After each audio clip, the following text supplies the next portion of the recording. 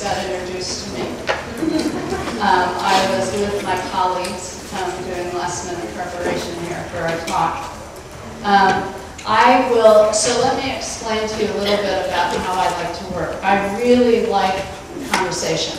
So don't feel like you have to wait until I'm at the end of the talk. Please just wave your hand or even stand up and say, Lucia, and ask questions, because I think the flow unfolds that way in a good way.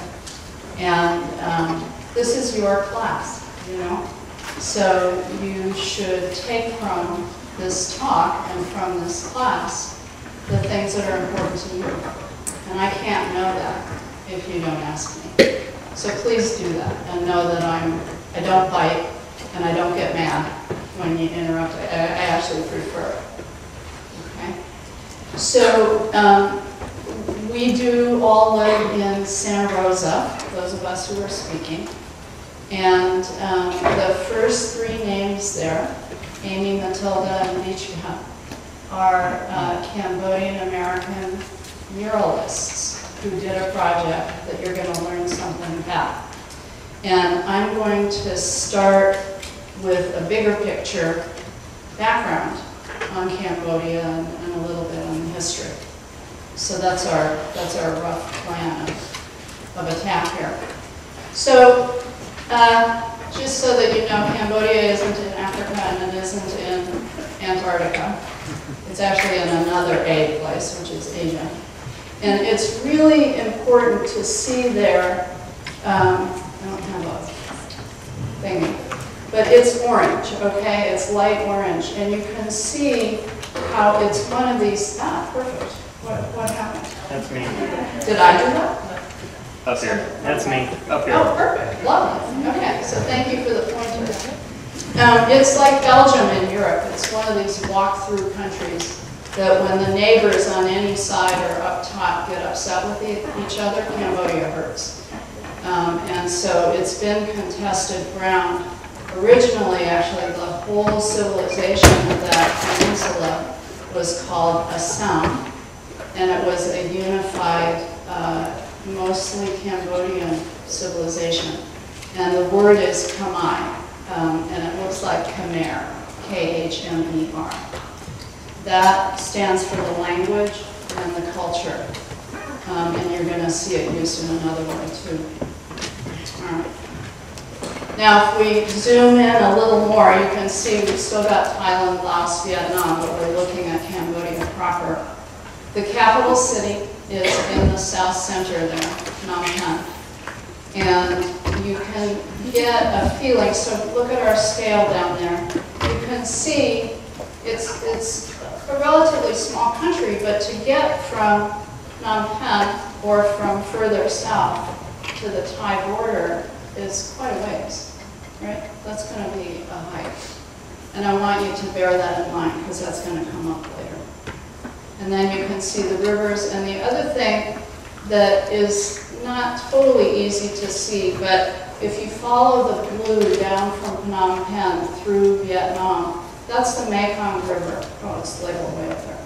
So Cambodia and Vietnam, along with Laos, actually all share the Mekong River, which is one of the huge life arteries of that region.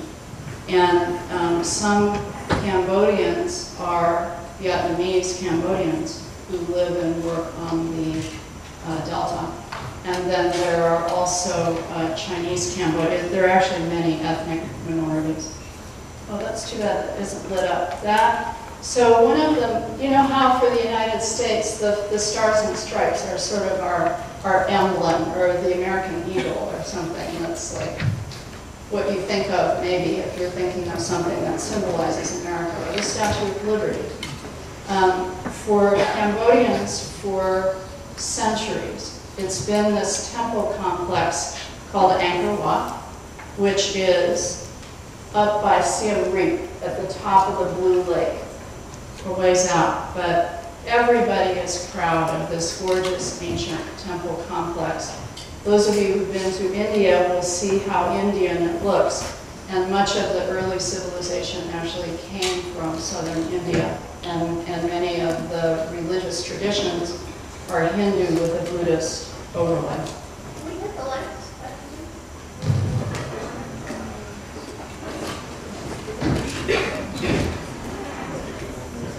Great. And this is coming in closer. So Angkor Wat is actually part of a gigantic multi-temple complex. And people are unearthing more and more and more and more. I don't have anything that'll show you a sense of perspective, but these are tens of feet high, and you can see the faces, the serenity of the Buddha that's embedded in the rock in the temple complex. And there you go, there's one closer up. And I wanted you to see, here's a current day nun. Look at those two faces. You can see how generally people make art that's like who they are. And there we are. Okay, so for about 1,000 years, we have the Khmer civilization, and the Angkor Wat temples are from that time. And it was a beautiful, amazing time, a very complex language and culture, but also irrigation systems. The river complexes were planned along with the temples, and there was enough food to create fabulous culture, and that's still a reference point. Then the Europeans came in the middle of the 19th century, and France took over, as it did in Vietnam, which is why many people in that area of the world speak French. Japan took it over briefly during World War II.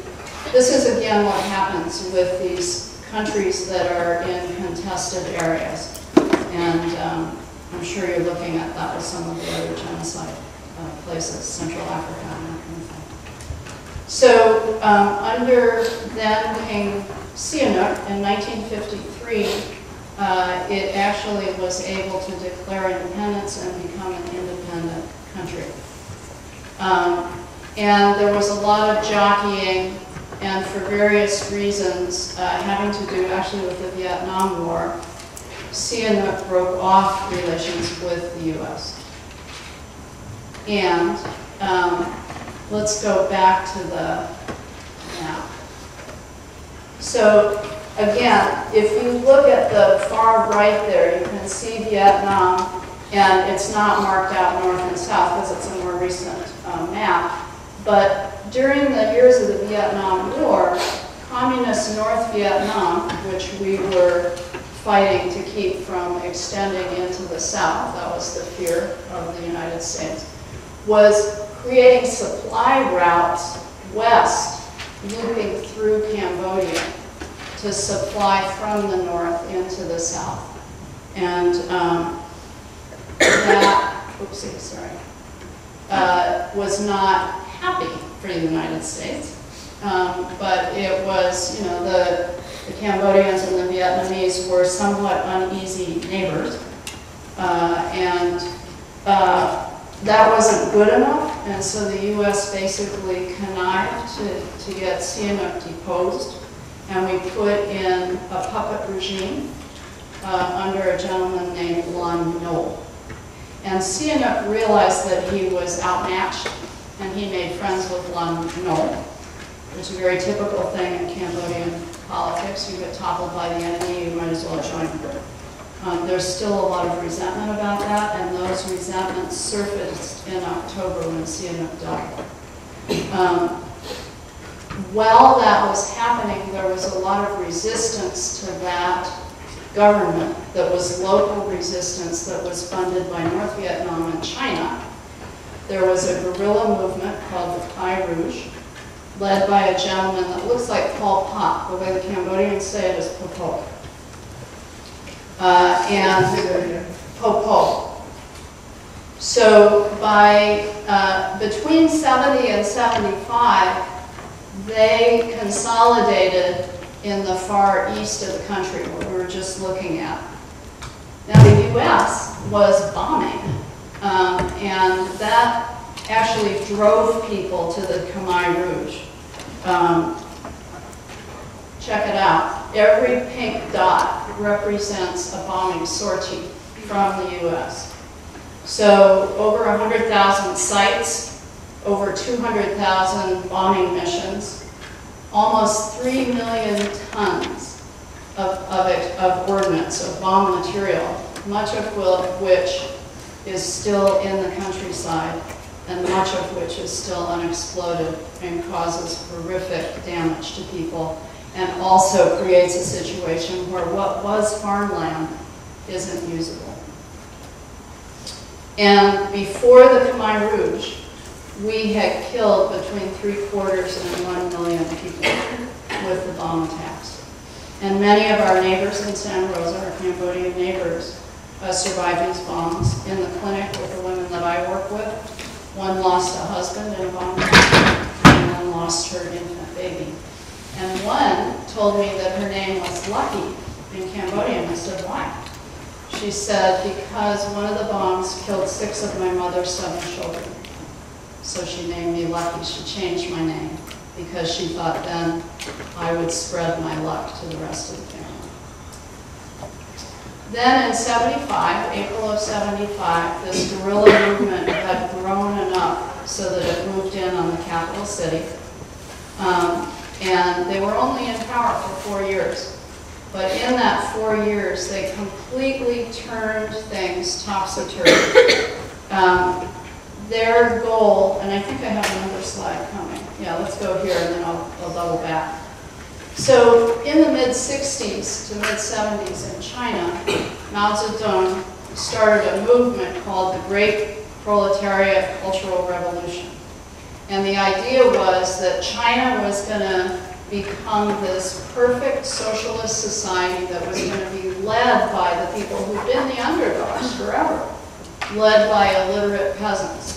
And the prissy people like you guys in the cities who were getting an education were going to be sent down to the countryside to learn how to farm, to learn how to do real things, and to have a better appreciation for what laborers and farmers and agricultural workers produce. So that was the vision of Mao, and it was immensely destructive in China, about 3 million dead, and also immensely productive.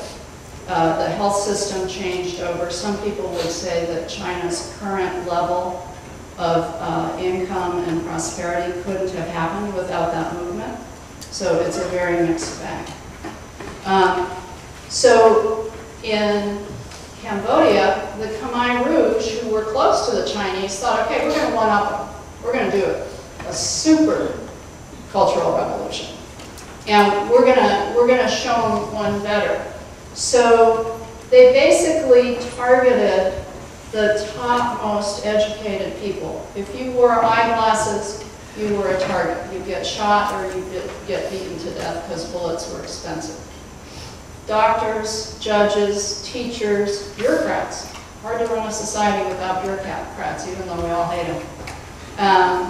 All those folks were eliminated. And they were eliminated in stages, so that some were sent to the countryside initially, but they were not prioritized for food, and they were given no medical care. So if they didn't die of violence, they died of starvation or of untreated malaria or other illnesses. So let's go back.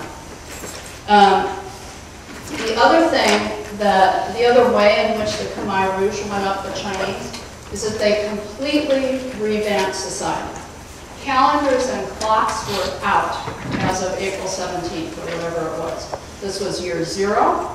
There was no time except the time of this overarching organization. And if you've ever read 1984 by George Orwell, it's very similar to that. And you heard me talk about the temple, Angkor Wat. They took this beautiful emblem, they actually put it on the flag, and said, we are the Angkar. We are Cambodia. And we are going to care for you. And we are going to raise your children.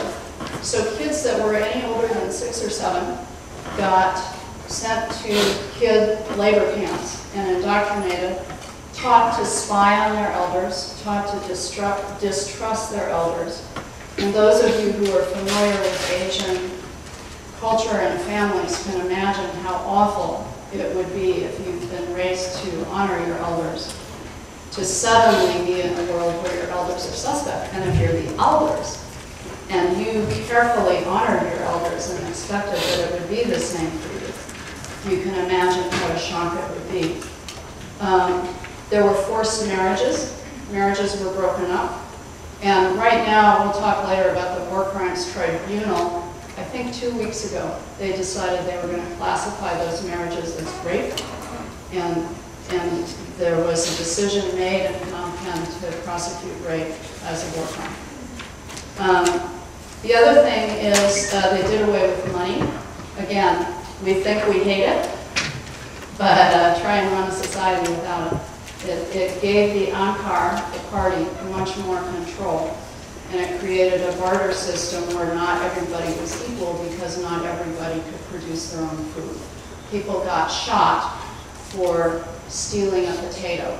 And I have stories from the women that I work with in Santa Rosa that are just phenomenal for their resourcefulness.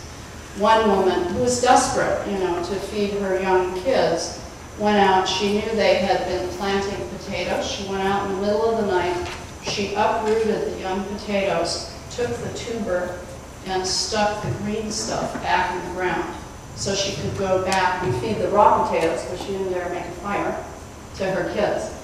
Other people, of course, ate snails. Some people, including a great aunt of one of our speakers today, stuck by her Buddhist precepts, and she ate no snails, bugs, no living animal flesh during that time, and she suffered for it. The people who were able to overcome that barrier got the protein they needed to better survive. Then some of you maybe are familiar with the Buddhist idea of mindfulness, and there's a certain kind of meditation that comes from the early Buddhism that is still practiced in Southeast Asia. And the Ankar took over the language that would have been so important in this culture and said, we want mindful new people. Mindful meaning, so you're going to be the best socialist you can, you're never going to eat if you're hungry, you're not going to steal food to feed your kids. Everything got turned upside down, and I think it's really important to understand how radical that change was. That's Pol Pot. He died in 1998. His party turned on him, and they did a trial and basically exiled him, and he died within a few months in the jungle. Okay, so most people say about 2 million died in the years of the genocide. Again, same thing. The monks also were targeted. Most of the temples were destroyed. There were maybe 500 monks left at the end. And there were at this point, the mapping, mostly done through a documentation center in Phnom Penh, but also at Yale, has found more than 20,000 mass graves in this itty-bitty country, and they're still digging them up. There was one that was unearthed in April that has about 8,000 people.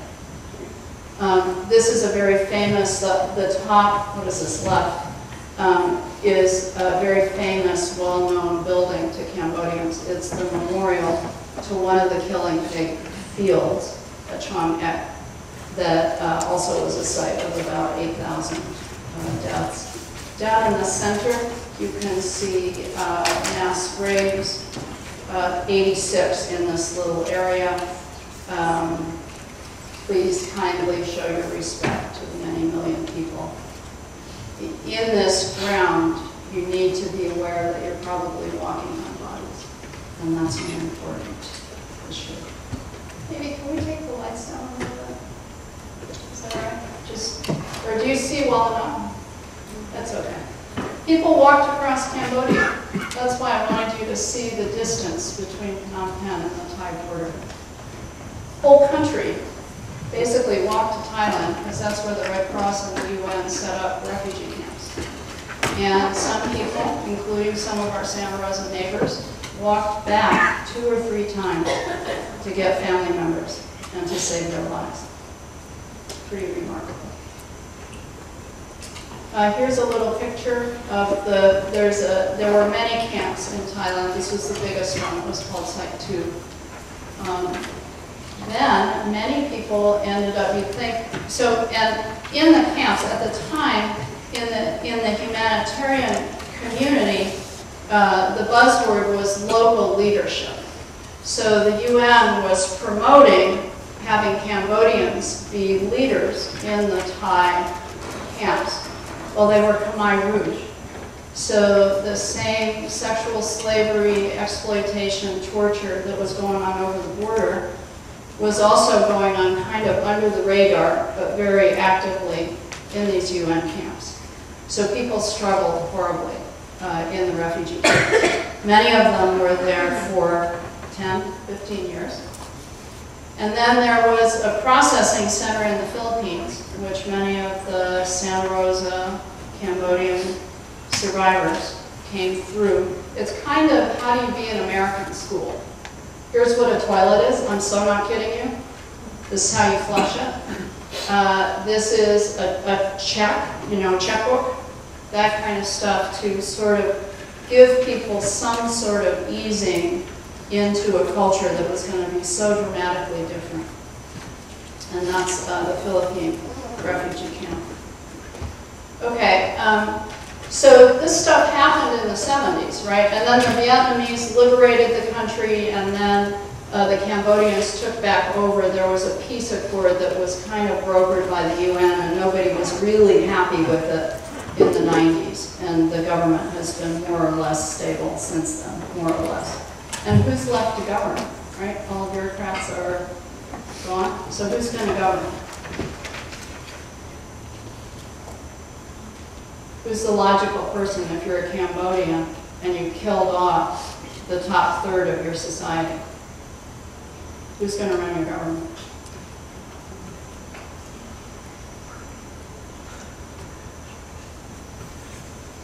Khmer Rouge. That's going to be who's left. And so it took from 1980 till 2006 to get an agreement that there would be a war crimes tribunal and that this stuff would be brought to justice. And then there was still wrangling because nobody who's prominent now really wants their past to be looked into. So they didn't start a tribunal for almost 30, 40 years. And I assume by this point in the course, you've looked at the Nazis and at the Nuremberg trials. That's 1948. That's 3 years after. This took 10 times longer.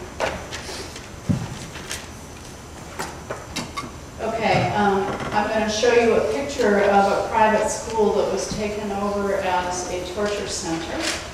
This gentleman down below is called Boyk. That was his sort of nickname, party nickname. And it was a processing center for torture. Some of you may have seen the photographs of individuals. They're very careful to document people that they were killing so they could show the Chinese how excellent they were and show each other. So we know the figures. 12 to 16,000 people, and he was in charge. 7 have survived. One of whom was an artist who did portraits of Doik, and gave him young girl rosy cheeks. So he was allowed to live if he would just keep on making portraits. So he was actually the first one who was brought to justice. Pol Pot would have been brought in, the dictator would have been brought in, but he had died in 98. So this fellow was convicted in 2010. So there was a pre-tribunal. Remember, we got it okayed in 2006, but we didn't really get up and running until 2011. However, in 2010, there was enough going on that he could get convicted. And then just a year ago, he had been convicted. There was lots of fighting about his sentencing. And finally, he was given 19 years, which people thought was an outrageous disrespect to the dead. And that was reversed a year ago. Then we have The other three, since Popo couldn't be tried, this stuff is from, I don't know, a year or two ago. So you can see how elderly these people are. And brother number 3, young Sari, in the middle there, died last week. And this is one of the concerns, is that there's another woman who was part of the ruling clique who's got Alzheimer's. And she's got Alzheimer's so badly she can't stand trial.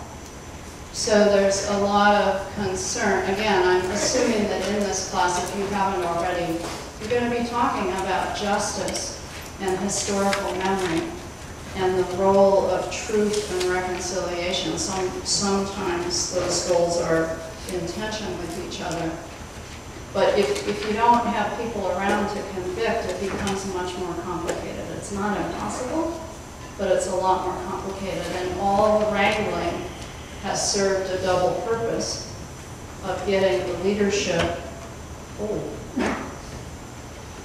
So people came to the States. In '75, there was kind of an exodus of people who could afford to get out and who the U.S. didn't make problems with in terms of visas. So they got out. It was a small number.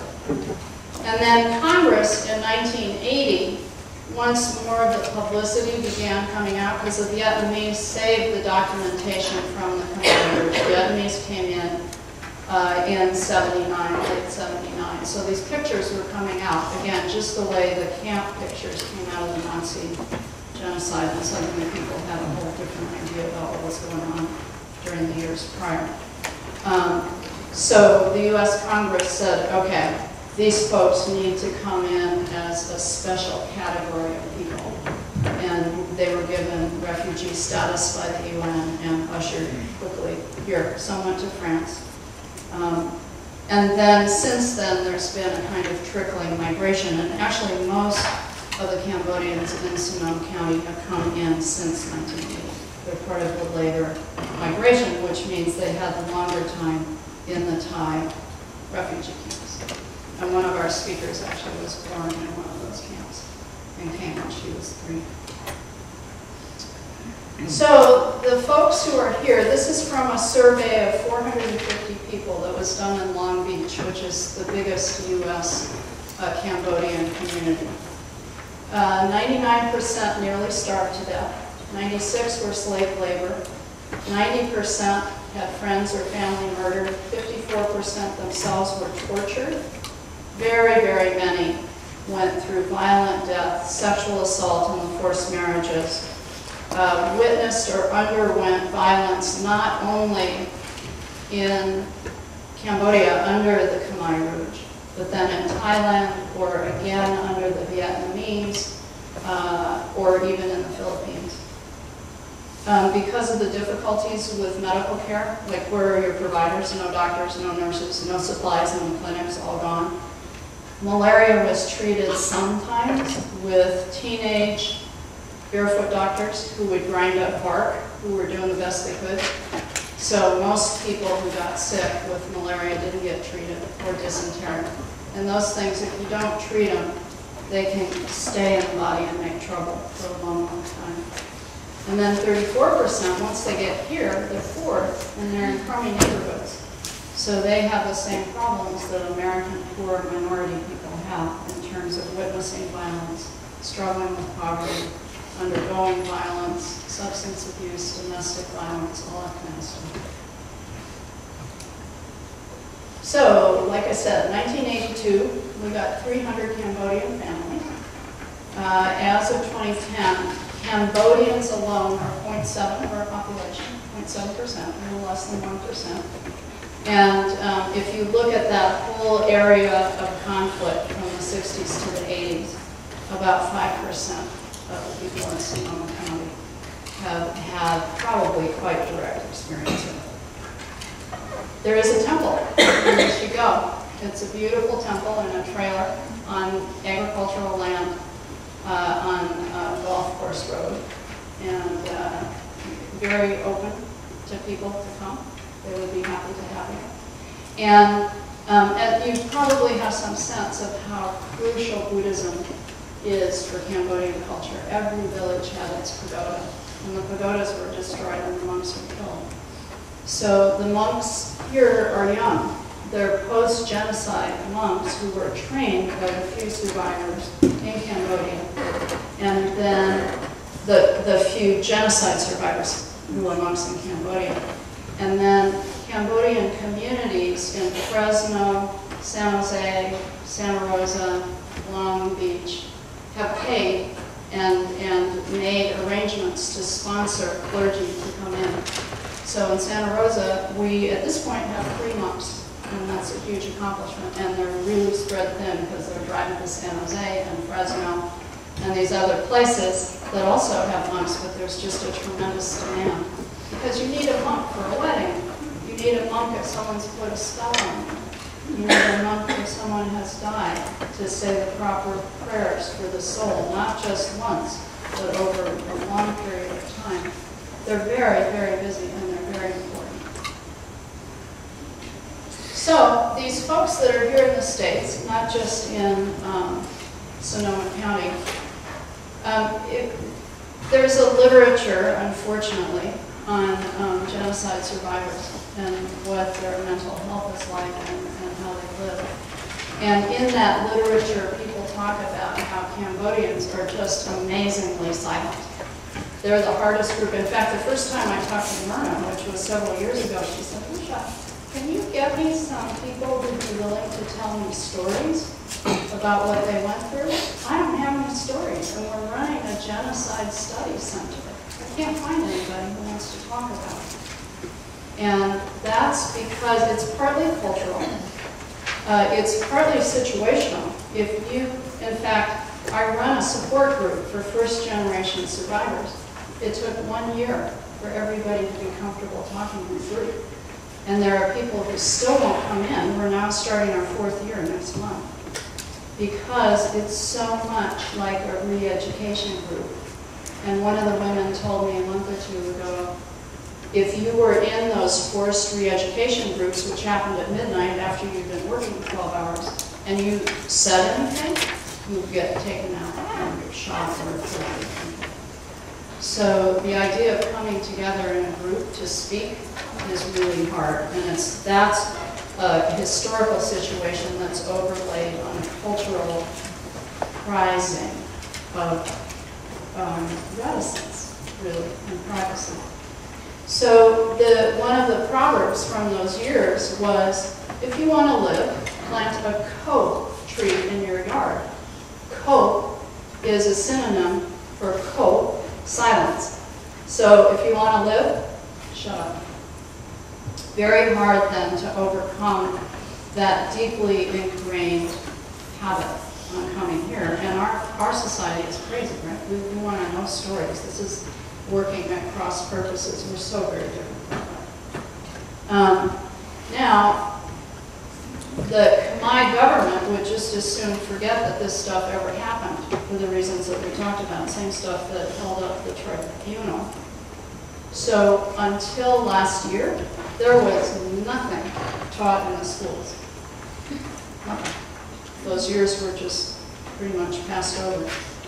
And how many of you knew anything about it from high school? How many of you ever heard about Cambodia? 1, 2, 3, 4, 5. Okay, so 6. Not too many. Not too many out of a room full of people. Right? We haven't prioritized that either, and it's because that time in U.S. history is one that we haven't come to terms with either. We don't really feel good about Vietnam, and it's a bitter divide. So you're going to hear more about this. I'm not going to say more about it because you're going to be talking to people who grew up with survivors of settlements. So here's a 9th grade government textbook from, I think, 2010. This is the total teaching. From April 25th to April 27th, the Khmer Rouge leaders held an extraordinary Congress in order to form a new constitution and rename the country Democratic Kampuchea. A new government of the DK, led by Pol Pot, came into existence, after which Cambodian people were massacred. So pretty good. They got in the massacre, but compared compared to what little you just got from me in the last half hour, it's not so big. And I bet you there weren't pictures. And then, like I said, we aren't so big on that either. So we have a cultural issue about silence. We have trauma histories where if you speak, you're going to get killed. And we have government policies on both sides, or at least preferences on both sides of the Pacific, that would like to have this whole thing just go down. So there's another part of this. Khmer people who survived often feel ashamed. There's no word for torture in Cambodia. The word is karma and savagery. It means that your karma was so bad, you did something so bad a long time ago, that you deserved what happened to you. Now, not everybody believes that, but the language is a strong carrier, and our language shapes how we think about things. So there's, and also in general, people who survive violence tend to have a lot of shame about it. And there's a brain crossover that goes, I feel so bad. I must be so bad. And it's an unconscious thing, but it's internalized. And any of you, I bet you that we have several survivors of violence in this room, and you know exactly what I'm talking about. It doesn't feel good. So what happens when many of these parents have kids is that they feel like they're just unworthy. They wish someone else would take care of the kids. Because how can they speak to the kids? And they themselves were separated from their folks when they were, little all the way up to teens. So they didn't watch. Most of us learn parenting from our parents, for better or for worse. But at least we've got a model that we either are going to follow or we're going to work against. They didn't have that. They had a completely disruptive model. And then, in traditional society, the way you keep your kids in order is you hit them, or you tie them up, or you put them outside and you don't feed them for a day or two. And the survivors in my group are really puzzled. They're scared. They feel like they can't take care of their kids. They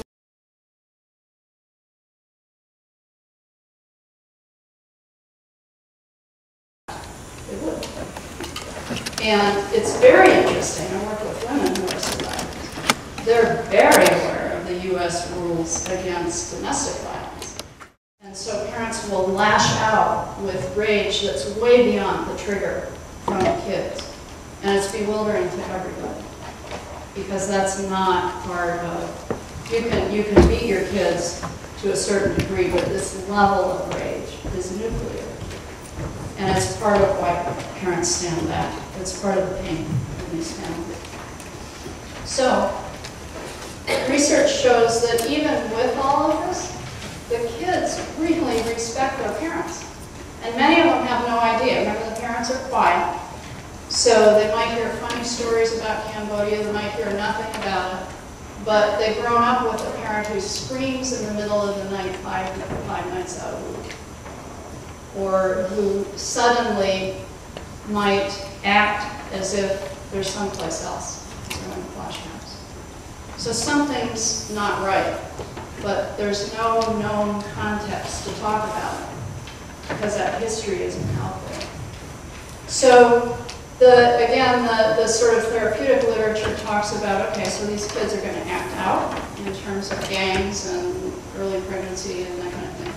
Or they're going to act in terms of depression, kind of just being shut down and not really being motivated in school or in any other part of life. Then you hear about Asians being the model minority, right? You've got Chinese, South Asians, they're running Silicon Valley. We want them here, the government says. And yet, Cambodians are less educated, they're darker skinned. For all the reasons we've been talking about, they don't fit the model minority profile. They don't fit that stereotype. And so there is intercultural, internalized aggression and internalized self-hatred And then on top of that, of course, then you have to deal with mainstream U.S. racial prejudice.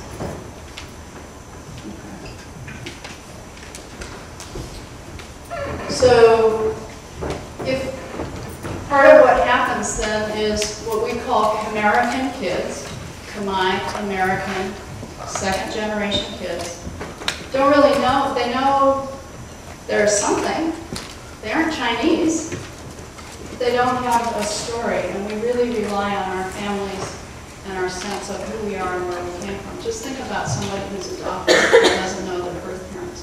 Think about how hard many people try to get hooked up. There's that drive in us to just know our story, know where we came from. And one of the things that, so that contributes to the acting out, acting in. One of the things that would offset that would be, I'm American.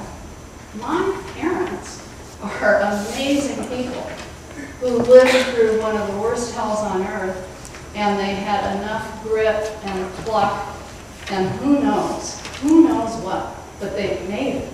These are phenomenal people. That's a whole different sense of who you are and where you came from.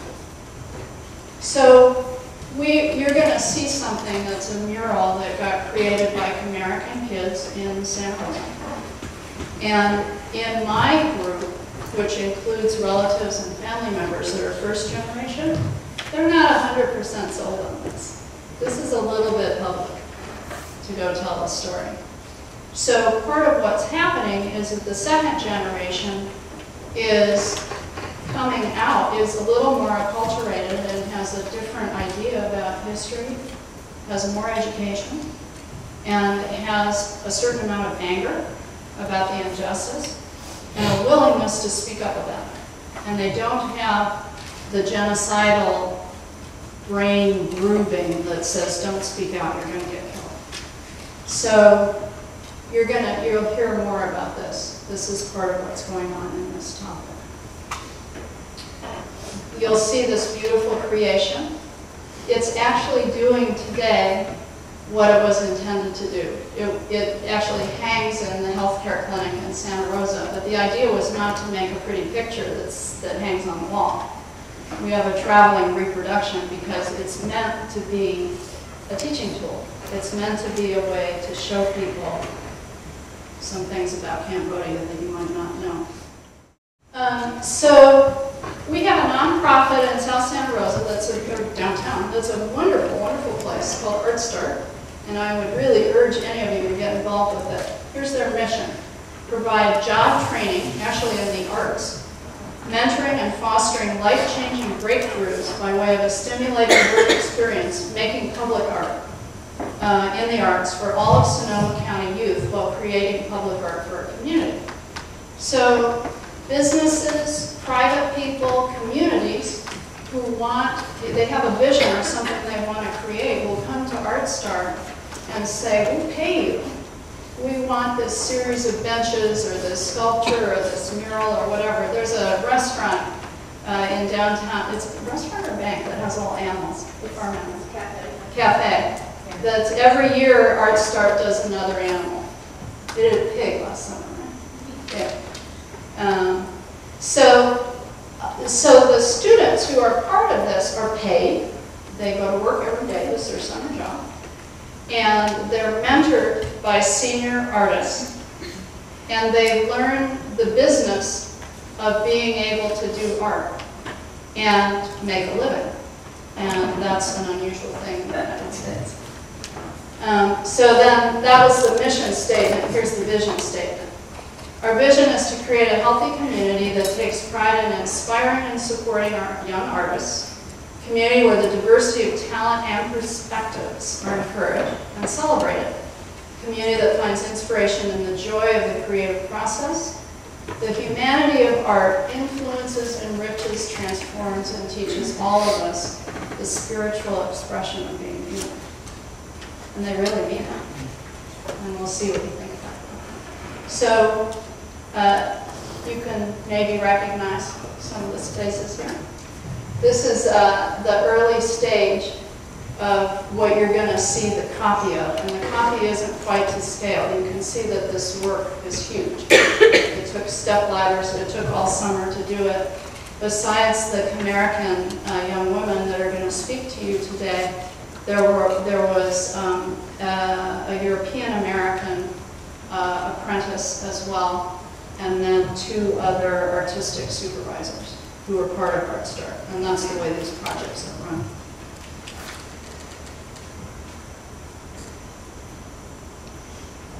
And then, once the thing was finished, there was a public dedication ceremony in November. And it was kind of a coming out party for the Cambodian community in Santa Rosa, because they're quite invisible. But all of a sudden, this was held at Art Start. The paper said 80, and an event organizer who estimates people said no, there were about 140 people who showed up. There was a Buddhist ceremony blessing the mural. There was incredibly delicious Cambodian food. There were dancers. It was an amazing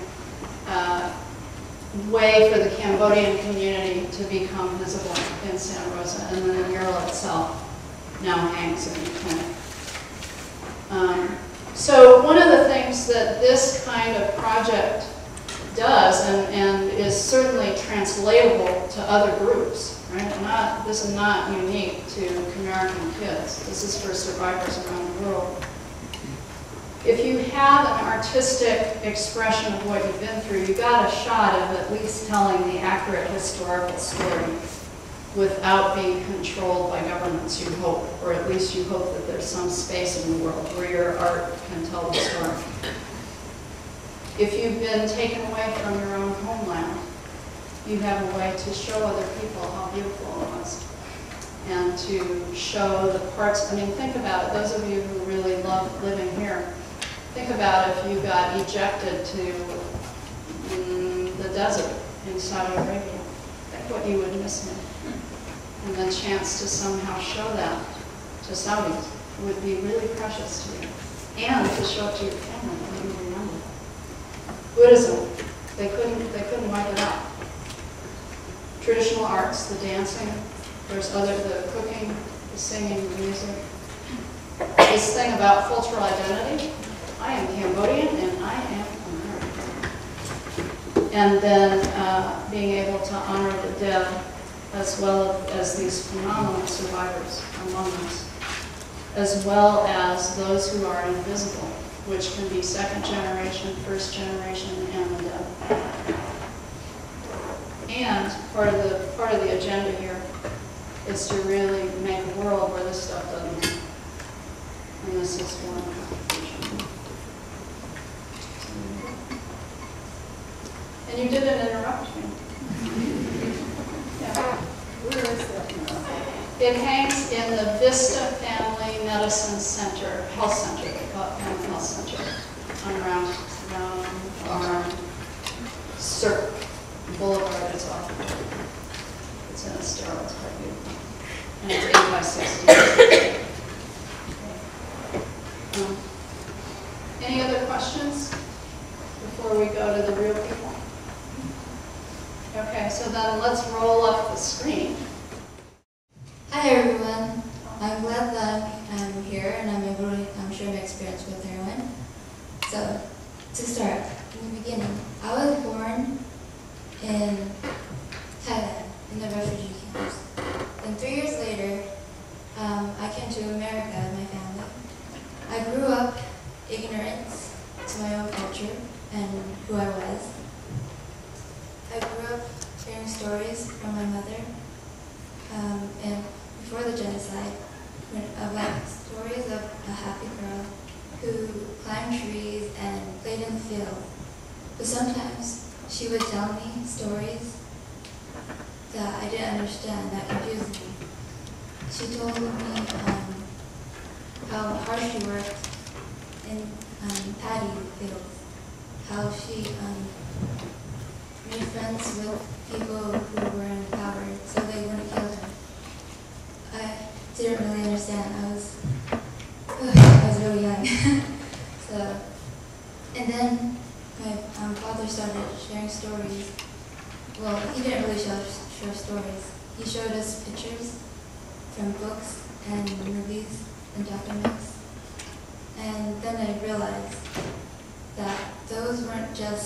movies that Hollywood created with effects to make you feel queasy. Or those pictures weren't just about people and death. There were events that happened, and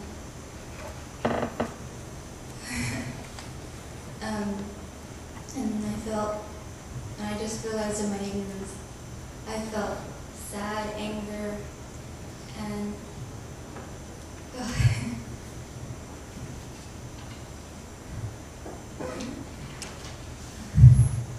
I realize now why my parents act the way they do.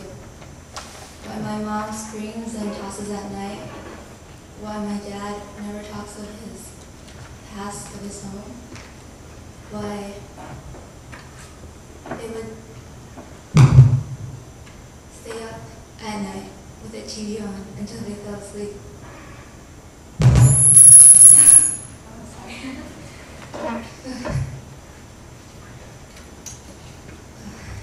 Through the years, I met other survivors of the genocide, and I recognized the signs of how they went through. But it was weird because they were like my parents. They smiled, they laughed, they did all normal things. But I hear stories of them telling that to each other whenever they're children. Horror stories full of unbelievable things that I thought were unreal until now when I'm grown up.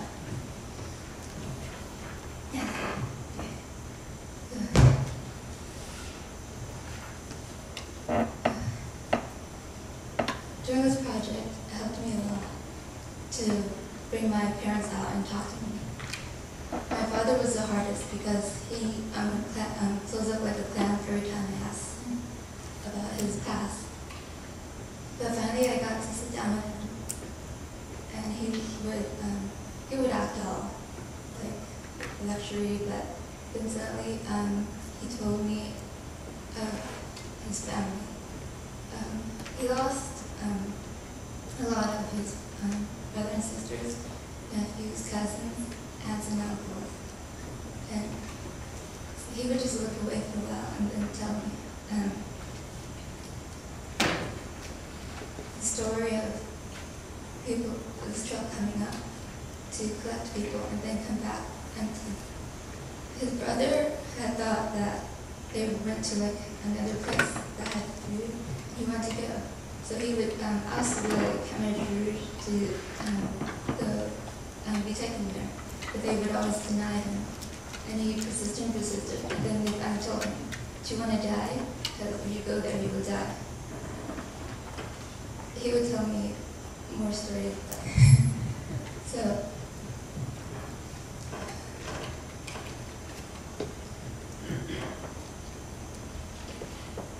my parents met during the migration to Thailand in 1978, and they were 20 at the time. So they would have been teenagers when they were in the camps. My mother and father were both in the working camps.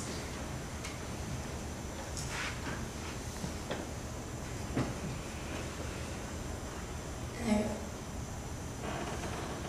their transition from there to going to Thailand and then coming to America after their written destructed home transition, and I'm glad that I went through this because I feel less ignorant. I feel more renewed, I guess, of everything now, and I understand how I feel. Thank you.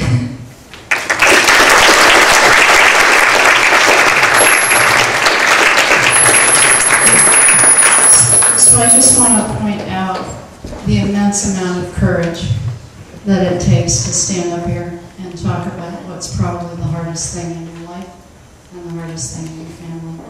And I really, really take my hat off to each one of you.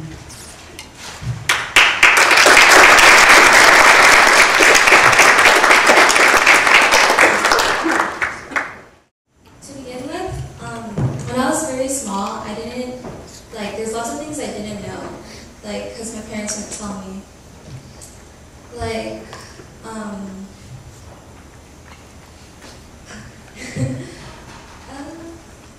like, I noticed that there was many things that, like, that were different from my family compared to others, like the lack of family member.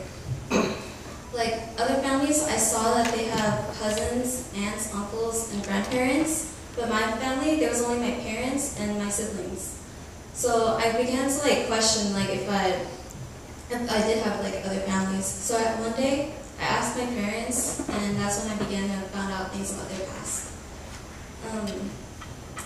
Okay, to begin with, when I was 5, I didn't even know that I was Cambodian. I thought it was like Chinese or like some other kind of known Asian. Yeah, like that's how parents would tell me. But when they did tell me that we were Cambodian, they would tell me about their childhood, how they were so happy, and I don't know, they were just, I saw in their eyes how happy that they were, but I also saw sadness in their eyes. That's like when I knew that they were hiding something. Like eventually they told me of the Khmer Rouge, the genocide. And like I knew like they were in it, but I didn't really understand like what actually went on, like the horrible things. And I wondered like if they were gonna ever tell me, like, or if they even knew like how to tell me. So as a way, like what my dad would do was he would take me to the library and he'd show me like documentaries of the genocide. He showed me like terrible pictures of people being killed in the campgrounds. And I wondered like why did he show me this? Like these are like such terrible pictures. But later on I began to understand that like this is what my parents went through. Like they went through something that had to do with death. And at that time I didn't like understand because like when I look at them, like I see them as like they're like alive right now. Like so I didn't understand that they went through something that like could cause them death. So, but I'm really glad that my parents are like telling me more now. Like I didn't know anything. Like it's weird how in like the recent years, like how I know more about the genocide now. So in a way, like I'm glad that my parents are Cambodian. Like they taught me how to not take things for granted. They taught me to like be grateful for food, like clothes, a house, and to be alive. And because of that, I like learned to appreciate the little things in life. When I look at my parents now, like I really respect them. Like when I look at their like tired, worn out hands, I can tell that they're strong, hard workers. And I'm really proud of them, and I'm really proud to be Khmer American. Thank you.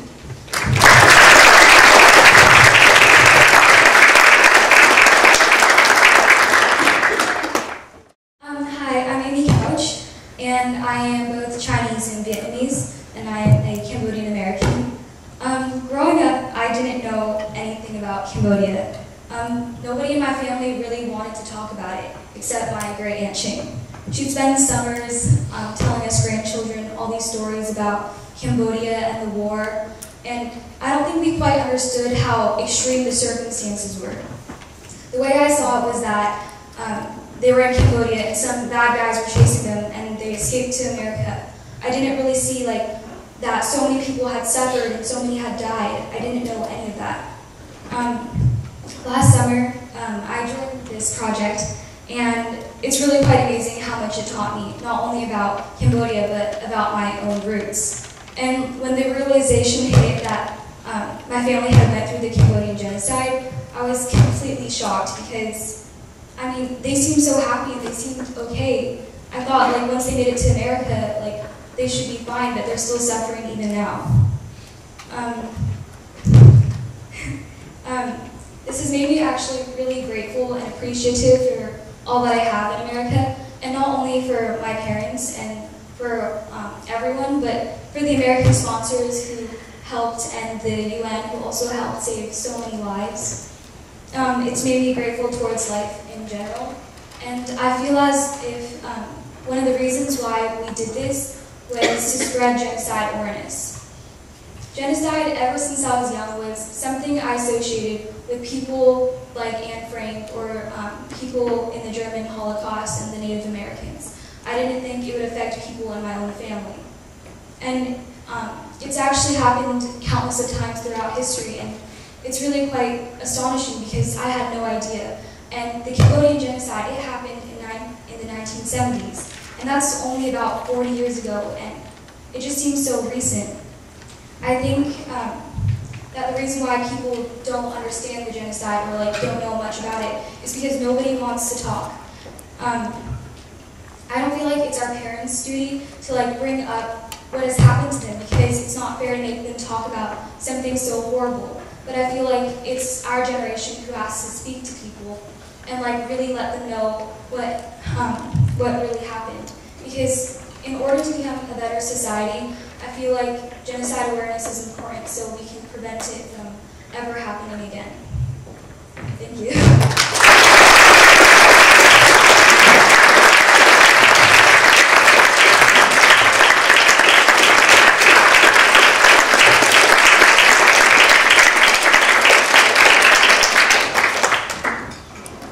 So before we close, the girls are going to talk to you about the various elements in the mural, why they're there and what they mean.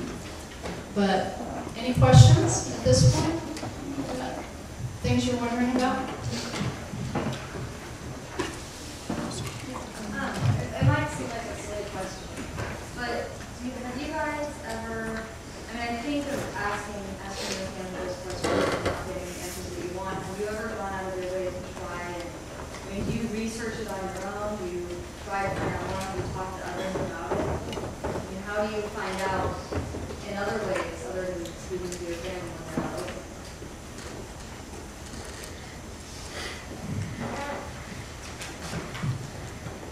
Well, growing up, I didn't really know who I was, it's very awkward in teenage years, but yeah, I talked to older people, or I easily talked, and I learned it on my own on the internet when I do come across it. But a really weird subject to go across because in my country, I felt sad because but they were still getting out of what they went through. I tried to be helpful, but yeah.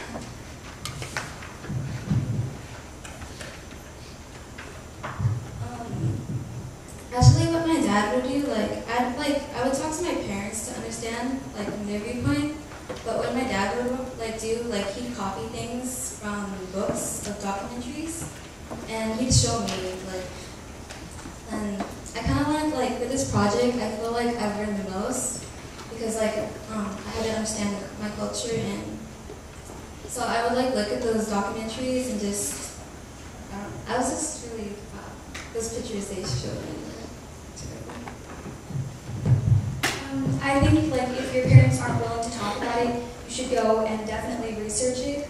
I know people say Wikipedia isn't very credible, but I definitely went Wikipedia, and I googled the Khmer Rouge, and I'm not very knowledgeable about the subject, and I'm still trying to learn more.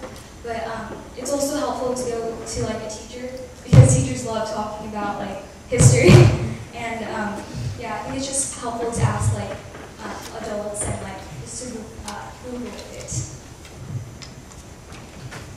Also, the Santa Rosa Library has a little but pretty good collection, and there's a lot of first-person survivor stories that are in the library there.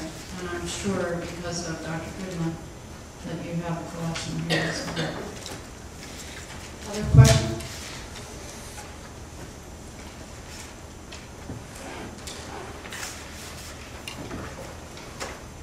How did the Vietnam War influence the perspective of the surviving people when they came over?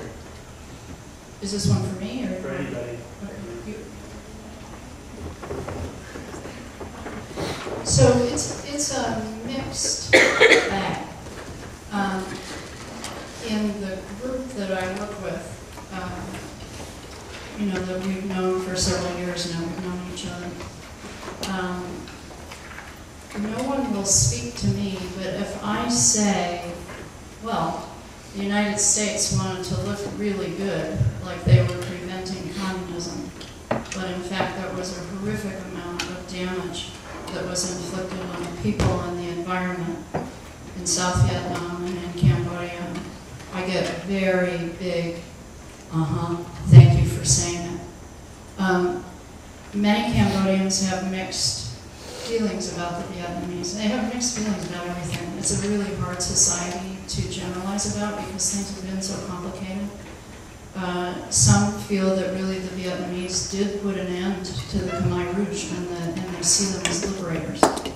Some feel like Vietnam has a long imperialistic history of taking over Cambodia, and they don't feel like the Vietnamese did as much as they could have or should have post the Khmer Rouge.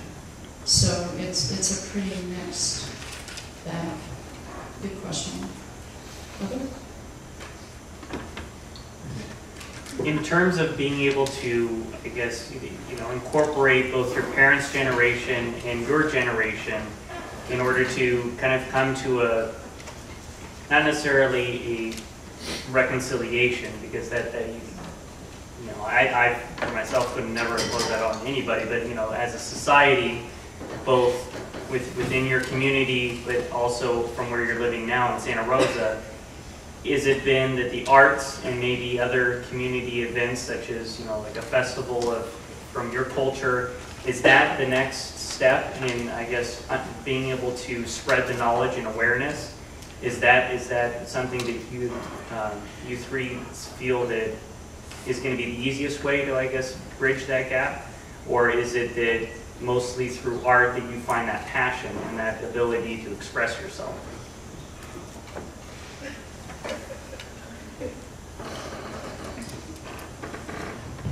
I think that doing festivals and like all that would be really great, because we're not only just trying to share like about the war, but also just talking about our culture in general. And I think it's really important, like no matter whether it's art or writing or anything, just to get like our story out there and like Cambodia out there.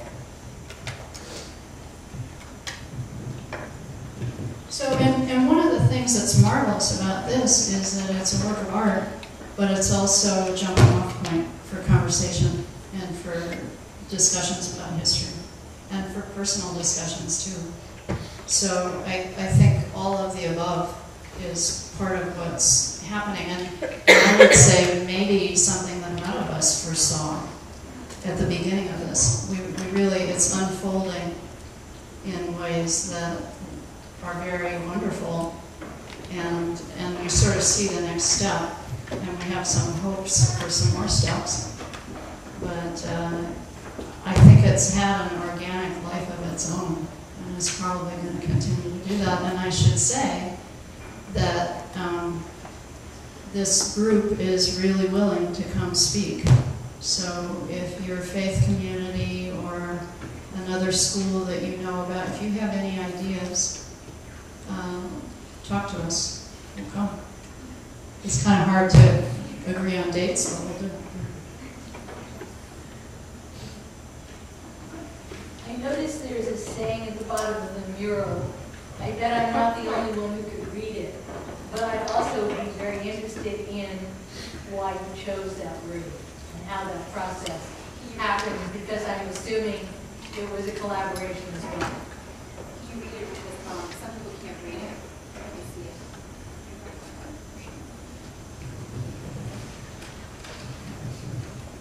Well, it says, to those who passed away, to the survivors, and to the inspirational people who raised their heads high even after the genocide. We chose this because it would put the mural together. It went straight to the point. We wanted it to be something to remember the people who died, and also for the people who survived. And they were able to still be strong and still stay in Cambodia and build up its culture again after that destruction. So that's why we chose the phrase.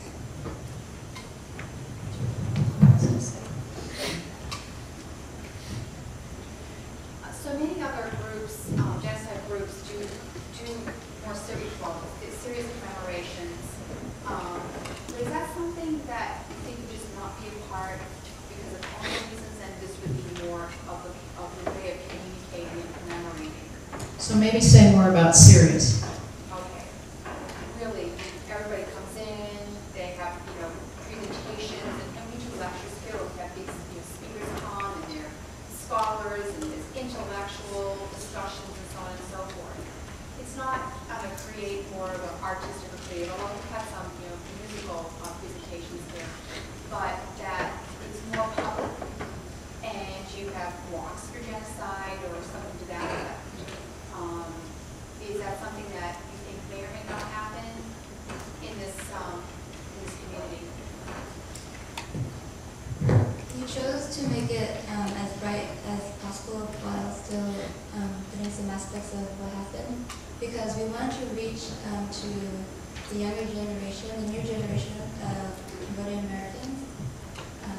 Like us, we felt deprived of our culture and who we were. So I thought that color would be more effective, because usually hearing stories from their parents would seeing pictures would maybe repulse them, or not repulse, repel them. Getting to know about their own culture and being proud of it, and seeing the other aspects other than the darkness and the beauty that Cambodia has to live. You had mentioned that sometimes your parents would talk or maybe held back. Is there certain elements of the Cambodian culture that's transitioned from your parents into you? Yeah.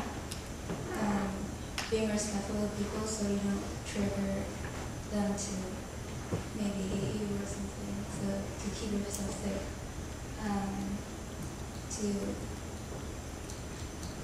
I guess, I'm not sure, but they wanted me to have a more happy life than what they were using.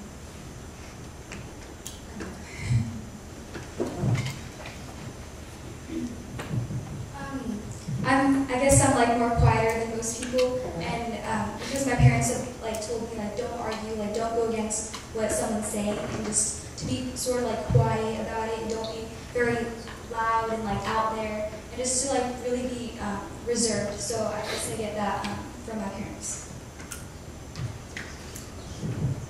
And I've heard you guys joke around about, oh, when I walk into a house, do I take my shoes off? Do I not take my shoes off? And I'm guessing too that food is one of the ways that Cambodia is very real in your life.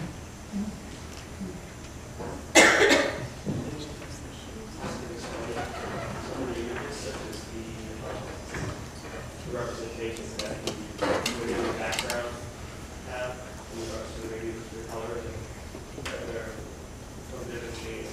And then the pot, the cracked pot, whatever it is. So maybe is that fish? Oh, right. As you can see, there's like lots of colors. We decided to put lots of colors of bright and dark to like show the different emotions.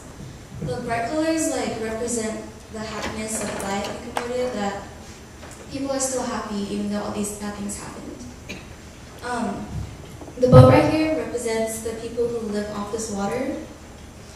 The lotuses represent that, like, lotuses grow from mud, and so that means like they rise from something that's bad. And we want to like represent that even though we went through the genocide, like we were still able to become strong and grow from that. The cracked vase actually represents a woman, like if you can see the figure.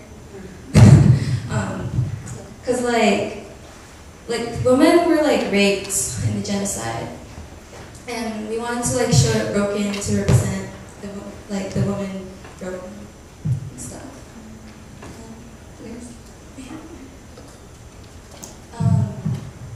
The light also shows hope, and there's food.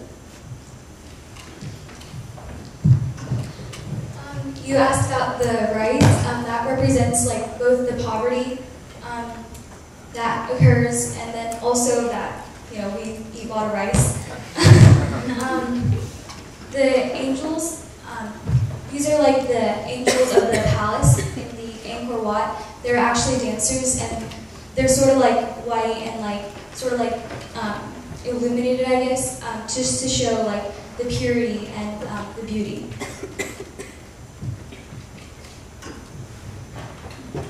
We wanted to put Buddha and in that light beam, so you can transition out and have the darker colors fade out to show how lights bring back hope.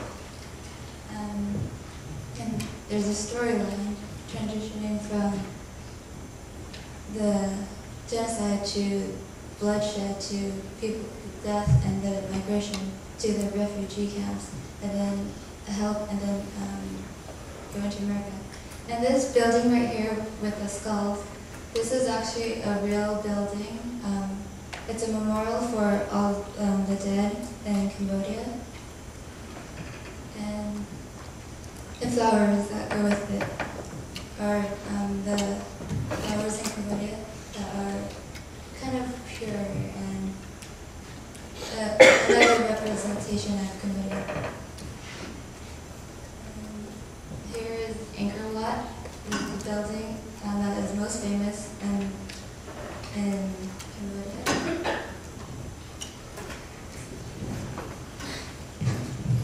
And I don't know from the back of the room, but we are Khmer. And when we were talking last spring about what would this project be called, what would be the title of the mural, it came immediately, unanimously, in capital letters, we exist. So it is a very strong statement about who you are and who your culture is, and the fact that you're done being invisible. And this, I just want to remind you again of this whole thing of reclaiming what was attempted to get stamped out. So reclaiming Buddhism, reclaiming the ancient culture, reclaiming the natural beauty of the land, reclaiming the story, the truth of the story, reclaiming abundance.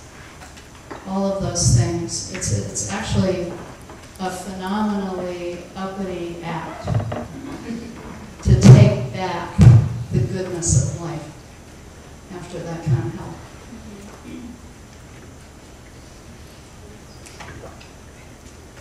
Yes.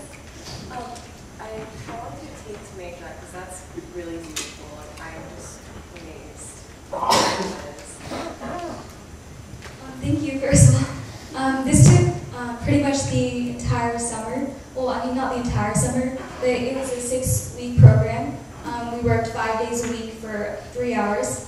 And then afterwards, after the program ended, we still weren't done. It took us about, I think, another month. And in the end, I think it took probably over 100 hours.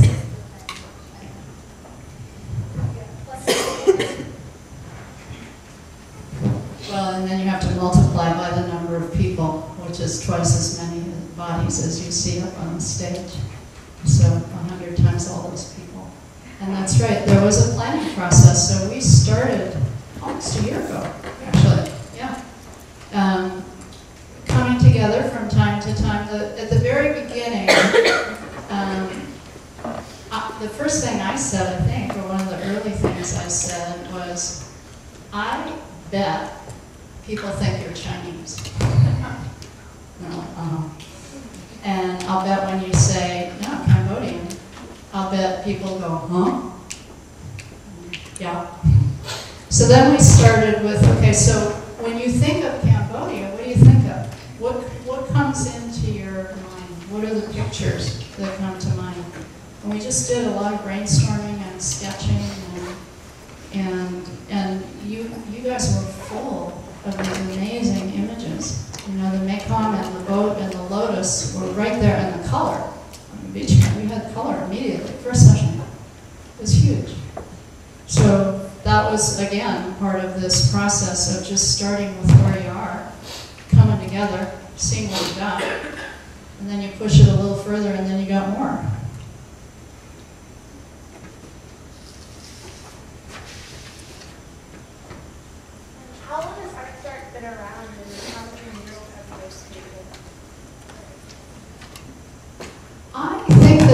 organization is about 20 years old.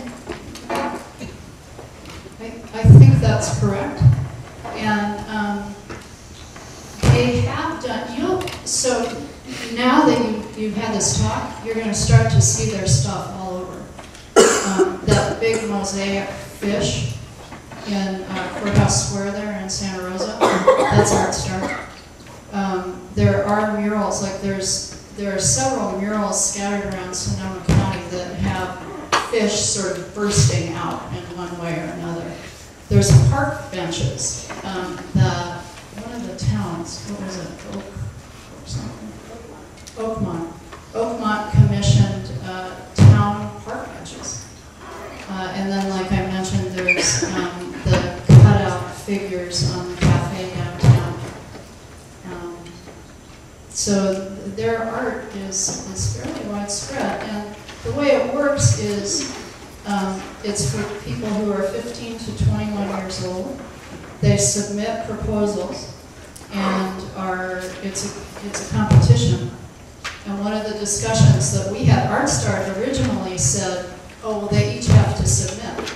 So we talked about that and decided that it was one for all and all for one.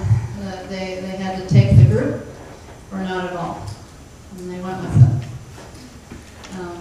But they really aim to locate young artistic talent and show young artists how to be able to be artists in